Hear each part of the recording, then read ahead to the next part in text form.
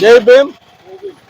ఈరోజు భారత రాజ్యాంగం పార్లమెంటులో ఆమోదించిన రోజు ఈ దేశ ప్రజలకందరికీ శుభాకాంక్షలు తెలుపుకుంటూ ఈరోజు రాష్ట్రంలో అయితేనేమి దేశంలో అయితేనేమి భారత రాజ్యాంగం చాలా పెను ప్రమాదంలో ఉంది.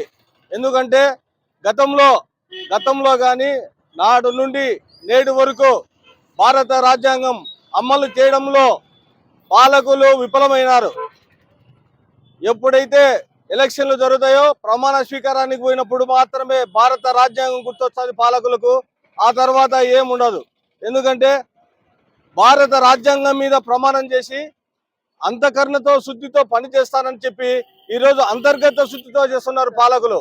ఈరోజు రాష్ట్రంలో అయితేనేమి దేశంలో అయితేనేమి దళితుల మీద దాడులు, భూ కబ్జాలు, అనేక మంది అరాచక పాలన కొనసాగుతుంది.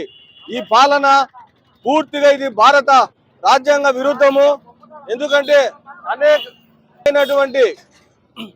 అనేకమైనటువంటి హింసా కార్యక్రమాలు జరుగుతున్నాయి, అసాంఘిక కార్యక్రమాలు జరుగుతున్నాయి. దళితులకు ఏమైతే చెందవలసింది ఉన్నాయో రిజర్వేషన్ల ప్రకారం అవి చెందడం లేదు. ఎందుకంటే ప్రతి మున్సిపల్ కార్యాలయాలలో రూములు అయితేనేమి రూముల విషయంలో కూడా దళితులకు 1/4 1/3 అని రూములు కేటాయింపు ఉంది.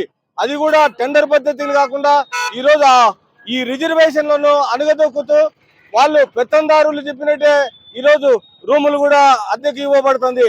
అయితే దళితులకు చెందాల్సిన ఏ ఒక్కటి రిజర్వేషన్ ప్రకారం చెందడం లేదు. ఎక్కడ చూసినా నామమాత్రంగా నోటి మాటలతో చెప్తూ మున్సిపల్ అధికారులు కానీ రెవెన్యూ అధికారులు కానీ చాలా నీచమైన సంస్కృతికి తెరలేపినారు. ఈరోజు దళితులకు చెందవలసినది ఏమీ చెందనివ్వడం లేదు. దళిత బడుగు బలహీన వర్గాలందరూ కలిసి ఈరోజు పోరాటం చేయవలసిన సమయం ఆసన్నమైంది. లేకపోతే భారత రాజ్యాంగం పెను ప్రమాదంలో పడే సూచనలు ఉన్నాయి. మన దళితుల ఉనికి కూడా చాలా ప్రమాదకంలో ఉంది. కాబట్టి దళితులందరూ ఐక్యంగా ఒక్కసారి ఆలోచించి పోరాటాలకు సిద్ధం కావాలని ఈ సందర్భంగా తెలియజేసుకుంటూ జై భీమ్.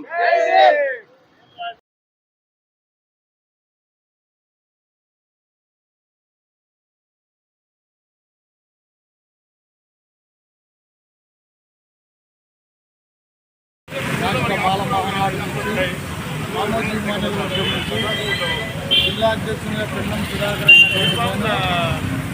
మన భారత రాజ్యాంగాన్ని రాసినటువంటి అంబేద్కర్ గారు 75 నుంచి 76 అడుగుతున్నాము.